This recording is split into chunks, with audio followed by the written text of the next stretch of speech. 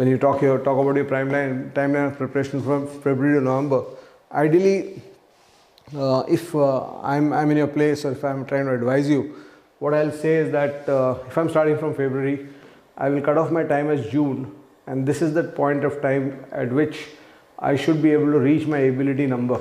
So if I'm targeting 80 marks, 75 to 80 marks in the mock test, by June I should be able to trace a point or reach a point where I'm getting 120 marks if there's no time pressure on the exam, in the exam for me.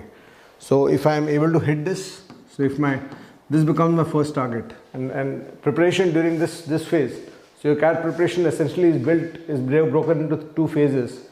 One phase is going to be February to June, and the second phase is here. So during this time, I think, I mean, in terms of course, you'll be doing your preparation for quants, you'll be doing your preparation for DI and LR as two separate subjects. You'll be doing your preparation for verbal ability and reading comprehension. You'll be doing your preparation on all these three tracks. But at the same time, you'll keep an eye open about what is happening to your ability score. And of course, when you have this 120 ability score, okay, I want to score a 120 in my ability, or you can aim higher. I mean, if you're trying to aim for 100 marks in the CAT, you can aim for 150 there. That depends on you. But I'm just giving you a sample structure for 99 percentile. You, of course, will have to break it down into the three areas without time pressure. What is my scoring rate? What is my scoring value in verbal? What is my scoring value in DILR? And what is my scoring value or without time pressure? If there's no time pressure, instead of 40-minute sectional, if I take an 80-minute sectional test on verbal, DILR or quants, how much I am able to score? So this 120 has to be by design broken into three numbers. Okay, I want a 50 in verbal, I want to be able to score 30, 35 in DILR, I want to score 40 in quants. So or some other version of this that you need to build as your target values, because the values 120 has to be broken into every section, because when you're preparing each section, you are trying to target, okay, in this section, what is my objective? Without time pressure, how much should I be able to score? So you create those targets. So this is just a sample. If your verbal is weak, quants is strong, you might want to bring this down to 35 and bring that down to 50, bring up that up to 55. So there are many ways to get to 120, 120, 125.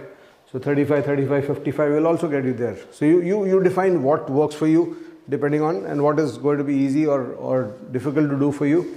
And based on that, you create your targets. Okay, without time pressure, how much should I be able to score? So of course, I hope you understand that the actual score you'll get in the quant section or the DILR section or the verbal section will just be a fraction of this number.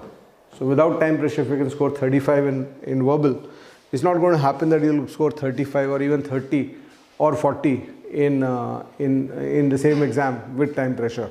So this will be a limit, and around 70% of this will be a limited score in the actual mocks, right? And if you want to raise your score, so your actual score in the actual mocks, if you have these three numbers, would be around 20s here, around 20s here, and around 35 to 40 here.